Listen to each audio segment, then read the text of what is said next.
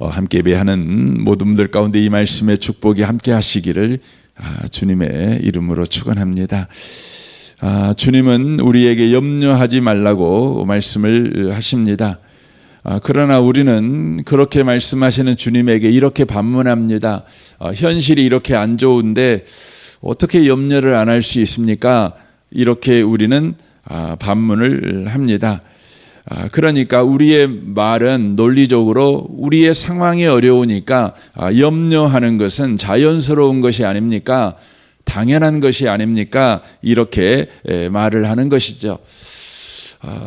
과연 그런 것 같습니다. 우리가 어려운 일을 만났는데 염려를 안 할 수는 없지요.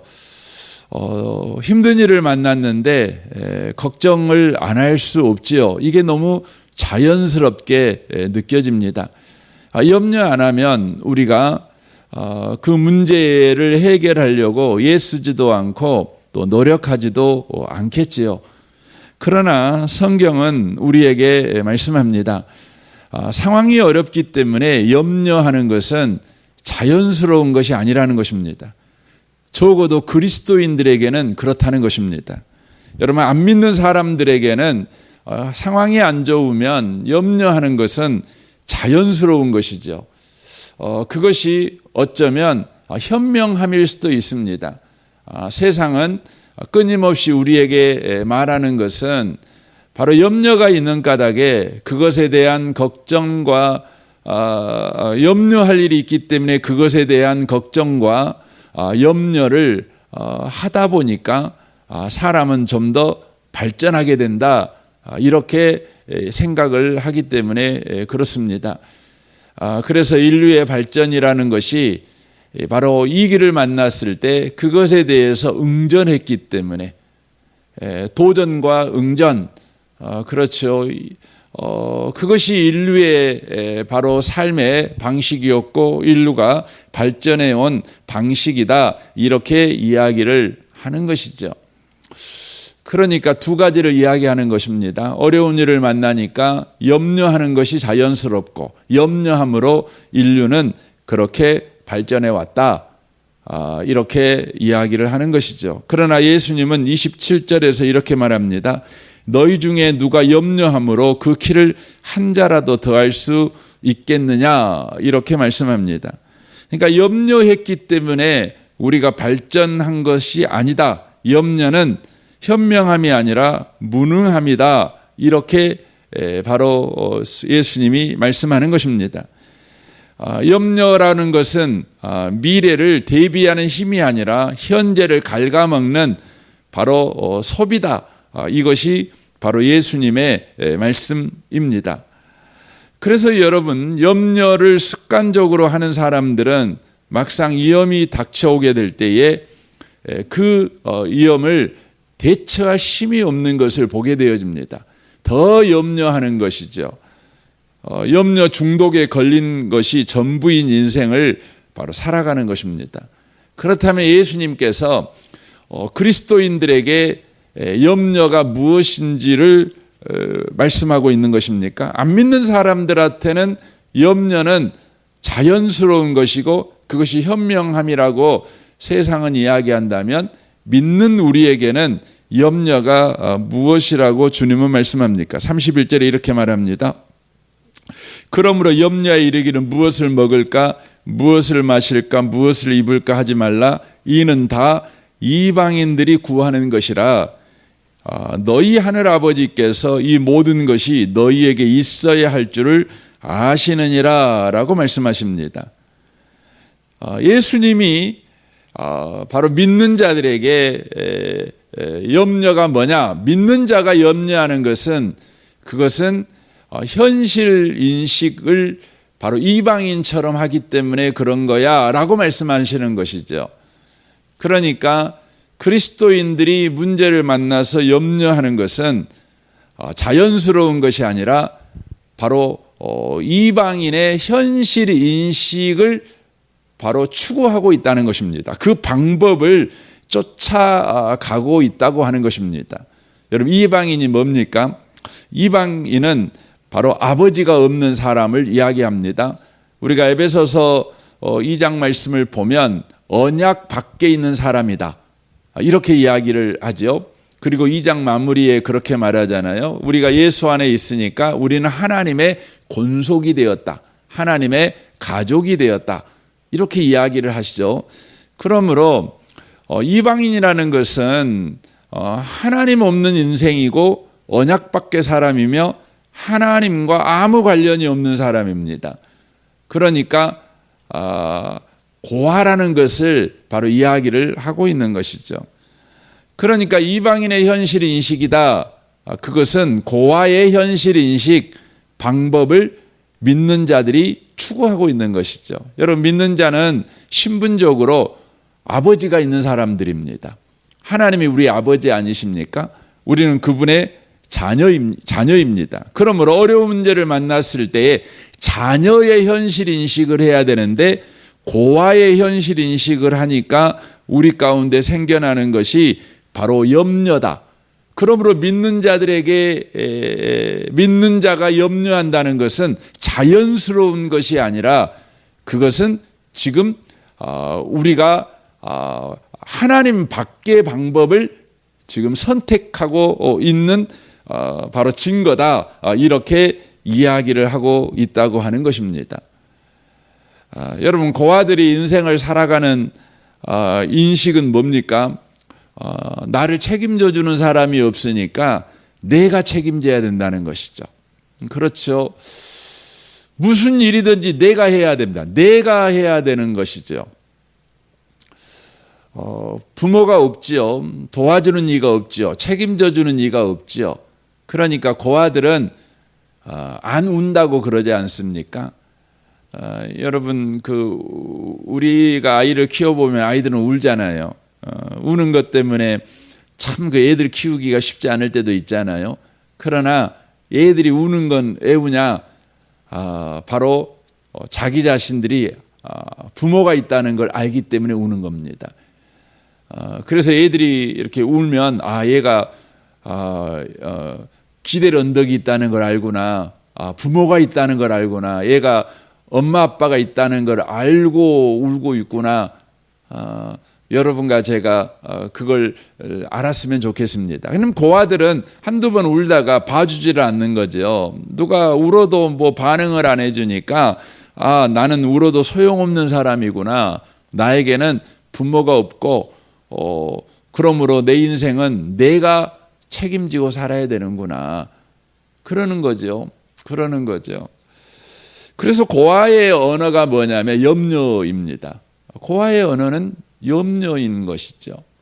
여러분들의 언어 생활을 한번 살펴보십시오. 습관적으로 걱정하고 염려하는 언어 생활을 하고 있습니까? 그렇다면 여러분과 저는 이제 하나님 나라에 속한 사람이니 자녀의 언어를 배우셔야 됩니다. 여러분, 자녀의 언어가 뭡니까? 감사하는 것입니다. 찬양하는 것입니다.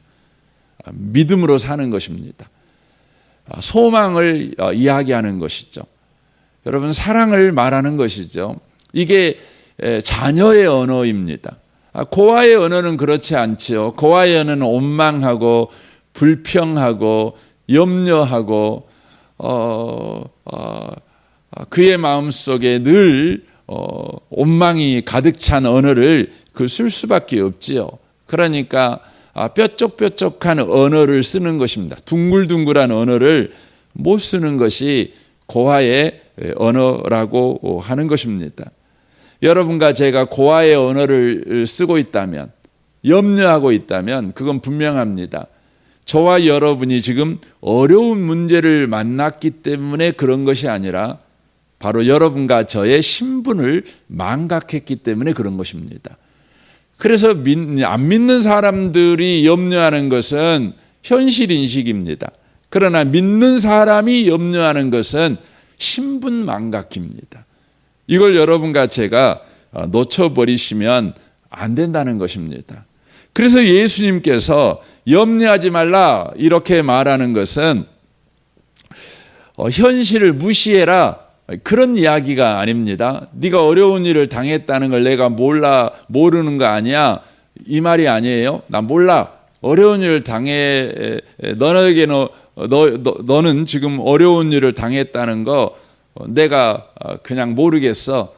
이런 말이 아닙니다. 주님은 우리에게 우리의 현실을 주님은 잘 이해하시죠. 그럼에도 불구하고 우리에게 염려하지 말라 이렇게 말씀하시는 것은 너에게는 아버지가 있다는 그 사실, 그 진리를 네가 겪는 현실보다 더 생생하게 바로 생각해라. 이런 표현입니다.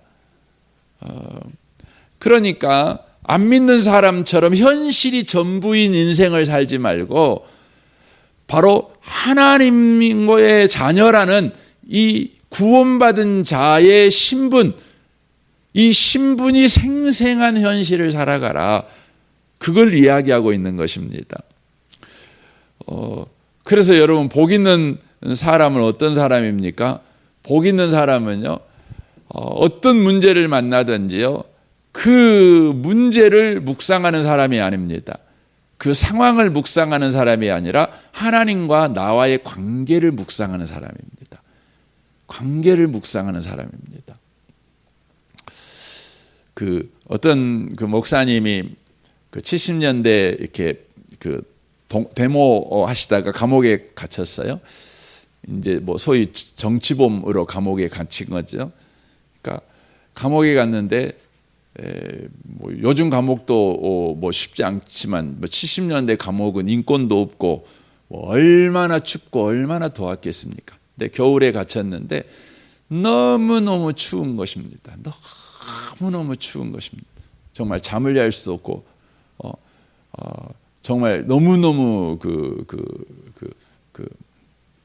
추운 겨울밤을 이렇게 지내는 것이죠. 근데 이분이 거기에서 어떻게 팔 방법이 없는 것입니다. 거기에서 이불이 더 가져다 쓸 수 있는 것도 아니고 불을 뗄 수 있는 것도 아니고 그러지 않습니까? 근데 이분이 생각한 것이 뭐였냐면 성경을 펴가지고요, 성경을 읽기 시작을 했는데 성경에 불이 나오는 성경을 찾아서 다 읽은 것입니다. 불이 나오는 성경만. 성경에 보면 불이 나오잖아요.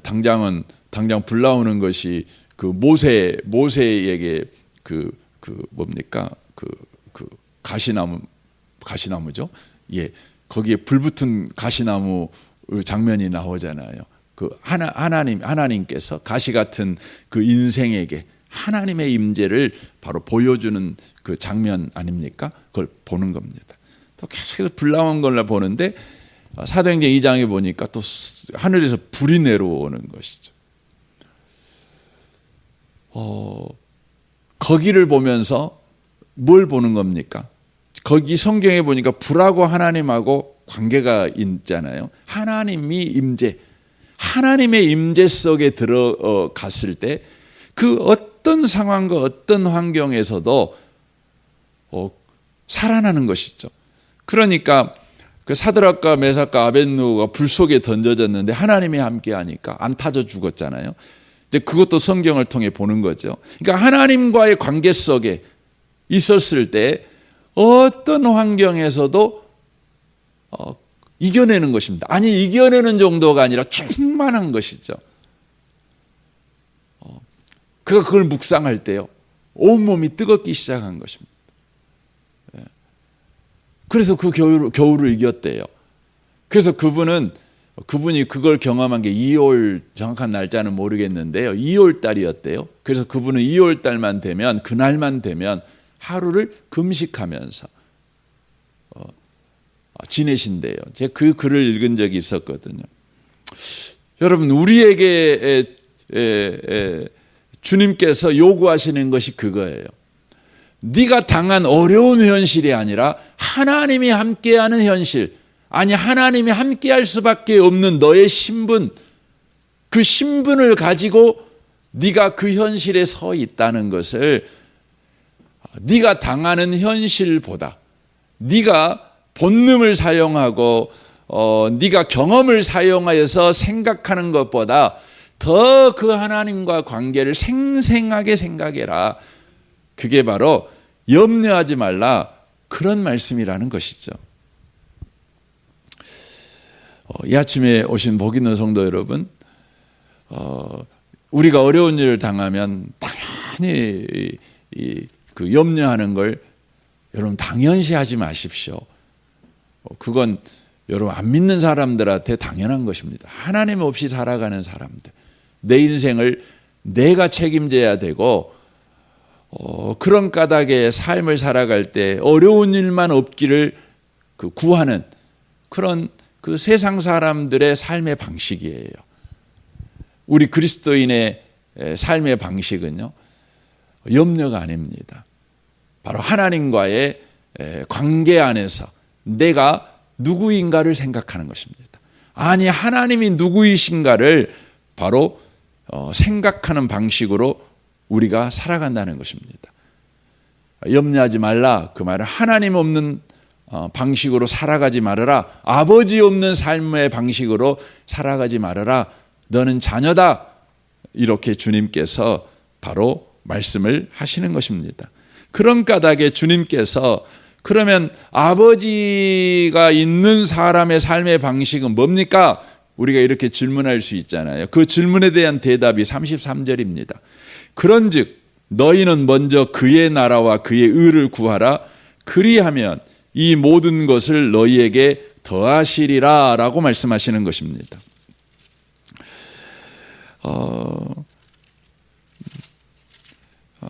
거기에 보면 그의 나라 그랬잖아요. 그가 누굽니까? 이 6장에서는 계속해서 그를 누구로 소개하고 있냐면 아버지로 소개하고 있습니다. 하나님이 아버지이십니다. 그래서 우리 주기도문도 6장에 나오잖아요. 그 6장에 보시면 구제도 나오고 또 기도도 나오고 금식도 나오고 이렇게 쭉 나와요. 그런데 모두 다 뭐라고 호칭하냐면 아버지 이렇게 돼 있어요. 6장 1절에도 보면 하반절에 보면 하늘에 계신 너희 아버지께 상을 받지 못하느니라 이렇게 되어 있잖아요. 4절에도 보면 너희 아버지께서 갚으시리라 이렇게 말씀하죠. 그리고 6절에 보면 은밀한 중에 계신 네 아버지께 기도하라 이렇게 되어 있잖아요. 그리고는 9절에 보면 하늘에 계신 우리 아버지여 이름이 거룩히 여김을 받으시오며 이렇게 되어 있잖아요. 근데 우리 개역개정 성경은 번역할 때 그냥 처음 하늘에 계신 우리 아버지여 이렇게만 번역이 되어 있어요. 그러나 원문 번역을 보면 하늘에 계신 우리 아버지여 아버지의 이름이 거룩히 여김을 받으시오며 아버지의 나라가 임하시오며 아버지의 뜻이 하늘에서 이루어진 것 같이 계속 아버지가 써져 있어요. 계속 아버지죠. 또 금식에 관한 이야기를 하면서 18절에 보시면 은밀한 중에 계신 내 아버지께서 갚으시리라 이렇게 이야기를 하지요. 계속해서 아버지를 이야기를 합니다. 그러니까 이 33절도 너희는 먼저 그의 나라 할 때 하나님 나라, 물론 이거 틀리지는 않습니다. 그러나 6장의 문맥을 따라서 그가 누구냐 그러면 아버지 되신 하나님이셔요. 그러니까 아버지의 나라와 아버지의 의를 구하라 그 말이 되는 것이에요. 그리하면 이 모든 걸 너희에게 더하시리라 이렇게 돼 있는 것이죠. 아버지의 나라와 아버지의 의를 구하라. 이거 하면 다 들어가는 거죠. 그러니까 아버지를 구하라. 아버지의 모든 걸 구해라. 이렇게 되는 거죠. 나라라고 하는 건 통치를 가르치는 거죠. 아버지의 통치. 통치 그러면 아버지에게 통치 그 단어가 어울리지 않으니까 아버지에게 어울리는 단어가 뭐냐면 우리를 어떻게 대하시는가. 그러죠. 아버지의 대하심. 아버지가 우리를 대하심 이걸 생각해 봐라. 그렇죠. 아버지 그리고 아버지의 의가 뭡니까? 의라고 하는 건 행동을 말합니다. 죄인을 구원하시는 하나님의 행동을 의라고 표현합니다. 그것이 뭐죠? 복음이죠. 복음. 예수님이 누굽니까? 죄인을 의인 만드시는 하나님의 행동이 바로 예수시죠. 예수시죠. 그러니까 의입니다. 그러니까 아버지의 행동입니다. 그러니까 아버지가 나를 어떻게 대하시고 아버지가 나를 구체적으로 어떻게 대하시는가를 생각해 봐라, 이 말씀이에요. 그러니까 여러분과 제가 염려를 하는 고아의 방식이 아니라 바로 아버지가 있는 자녀의 방식으로 사는 것이 뭐냐? 아버지를 구하는 거예요. 구한다는 것은 뭐 말 그대로 기도한다는 것도 되겠지만 아버지를 깊이 생각하는 거예요. 생각하는 것입니다. 그리하면 이 모든 걸 너희에게 더하시리라, 이렇게 돼 있죠. 이 모든 걸 너희에게 더하신다. 이 말은 이제부터 먹을 거 마실 거 걱정 안 하도록 내가 너한테 잘 먹여줄게, 뭐 이런 의미도 들어가 있을 수 있죠. 하지만 이 모든 걸 너에게 더하신다, 이 말은요, 바로 믿음으로 살게 만든다는 것을 이야기하는 것입니다. 그래서 이 33장과 문장의 바로 구조가 똑같은 성경이 바로 로마서 1장 17절입니다. 복음에는 하나님의 의가 나타나서 믿음에 이르게 하나니 기록된 바 오직 의인은 믿음으로 말미암아 살리라 함과 같다, 이렇게 되어 있는 거죠. 그러니까 더해 주신다는 건 우리가 믿음으로 살아가는 것입니다. 그러니까 믿음으로 산다는 건 뭐죠? 주님만으로 만족하는 거예요. 주님 한 분이면 돼요. 이겁니다. 그래서 바울 사도가 빌립보서 4장에서 믿음으로 사는 것이 무엇인가를 실제 자신의 경우를 가지고 이야기를 하지 않습니까? 11절에 내가 궁핍함으로 말하는 것이 아니니라 어떠한 형편에서든지 나는 자족하기를 배웠노니 나는 비천에 처할 줄도 알고 풍부에 처할 줄도 알아 모든 일 곧 배부름과 배고픔과 풍부와 궁핍에도 처할 줄 아는 일체의 비결을 배웠노라. 내게 능력 주신 자 안에서 내가 모든 걸 할 수 있느니라. 그러니까 어떤 상황에서도 감당할 수 있는 사람, 어떤 상황에서도 살아갈 수 있는 사람, 여전히 하나님의 자녀답게 살아갈 수 있는 사람, 이게 뭐냐면 믿음으로 살아가는 사람입니다. 우리가 아버지를 구하게 될 때 우리는 그런 삶을 살아갈 수 있게 된다는 것이죠. 얼마나 감사합니까? 기독교 신앙은 자판기가 아니에요. 여러분이 음료수를 먹고 싶으면 10,000원짜리 이렇게 지폐에 넣는데 넣어갖고 그걸 빼먹는, 그러니까 믿음이라는 걸 넣고 우리가 원하는 걸 얻고 믿음 넣고 원하는 걸 얻어내는, 이게 여러분 기독교 신앙이 아니에요. 여러분 믿음을 오해한 거예요. 믿음은 뭡니까? 살아가는 거예요. 살 수 있는 거예요. 뭔가를 원하는 걸 내가 얻어버리는 것이 아니라 내가 원하는 삶이 주어지지 않았어도 여전히 그 품위와 그 근사함을 지키며 살아갈 수 있는 거예요. 그게 뭐냐면 기독교 신앙입니다. 그게 바로 하나님을 믿는 믿음으로 살아가는 것이라는 것을 우리가 놓치시면 안 되는 것입니다. 그래서 히브리서 11장에 믿음에 관한 이야기를 쭉 하고 나서 뭐라고 그럽니까? 세상이 감당을 못하는 사람들이에요. 세상이 감당을 못하는 사람이라는 말은 어떤 의미냐면, 여러분 세상이 주는 거 뭡니까? 죽음이잖아요. 죽여도요 그 품위를 깨트릴 수가 없어요.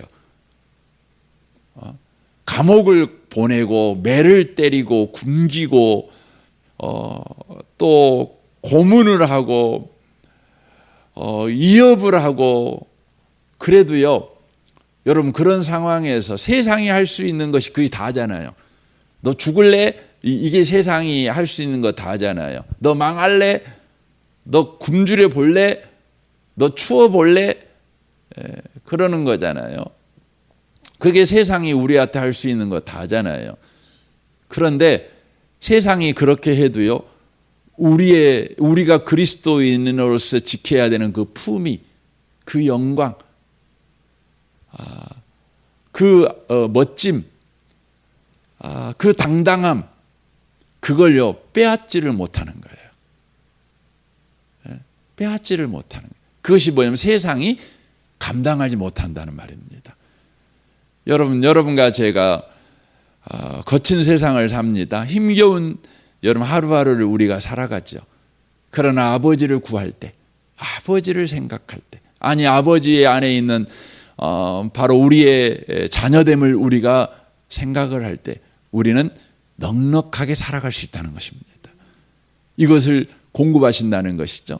그래서 34절이 그렇게 돼 있는 것 아니겠습니까? 그러므로 내일 일을 염려하지 말라. 내일은 내일이 염려할 것이요 한날 괴로움은 그날로 족하니라. 이렇게 말씀합니다. 오늘을 살 수 있다는 것이죠. 우리가 염려하는 이유가 뭡니까? 내일이 걱정돼서 그러는 거 아닙니까? 근데 믿음으로 사는 사람들은 오늘을 살 수 있어요. 오늘을 집중할 수 있어요. 예. 여러분 굉장한 거죠. 오늘 내게 주어진 하루를 집중해서 살아갈 수 있어요. 꽉꽉 눌러서 허비하지 않고 살아갈 수 있어요. 우리는 대부분 오늘을요 내일 걱정하느라고 많이 허비해 버립니다. 그렇잖아요. 오지 않는 거, 아직 당하지 않는 거, 그것 때문에 우리는 오늘을 그냥 많이 허비해 버려요. 그래서 우리가 물어보는 게 대책이 있으십니까? 뭐 대책이라는 게 다 내일에 관한 거 아닙니까? 오지 않은 것에 관한 거 아닙니까? 여러분 그거 하느라고 오늘을 못 살아요. 여러분 준비 없이 살라는 말이 아닙니다. 더 중요한 것은 오늘을 사는 겁니다. 하나님이 내게 주신 오늘을 멋지게 살아내는 것입니다. 살아내는 것입니다. 이 아침에 오신 복 있는 성도 여러분, 우리는 그리스도인입니다. 우리는 하나님의 자녀입니다. 고아의 방식으로 현실 인식하지 마십시오. 자녀의 인생을 살아가는 저와 여러분 되시기를 주님의 이름으로 축원합니다. 아멘. 우리 같이 기도하겠습니다.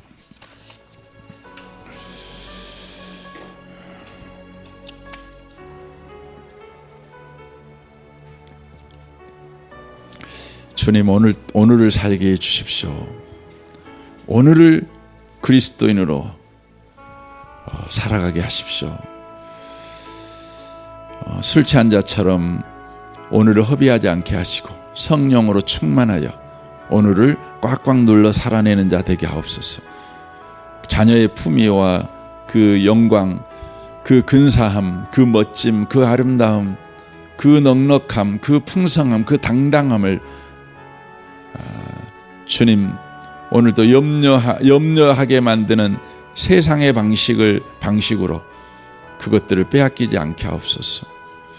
자녀로 살아가게 하시옵소서. 우리에게 허락한 현실보다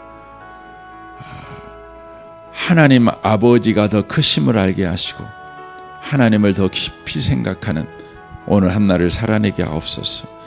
여러분 자신과 가정과 직장을 위해서 또 교회를 위해서 기도하시면 좋겠습니다. 이 나라와 이 민족과 북한과 열반과 또 세계 도처에 있는 우리 선교사님들을 위해 기도해 주십시오.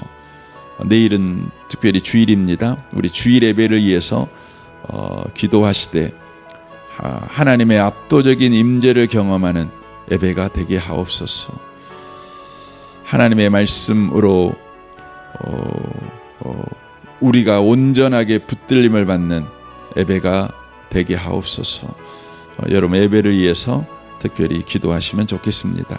우리 조우신 주님께 통성으로 구하겠습니다. 기도하겠습니다.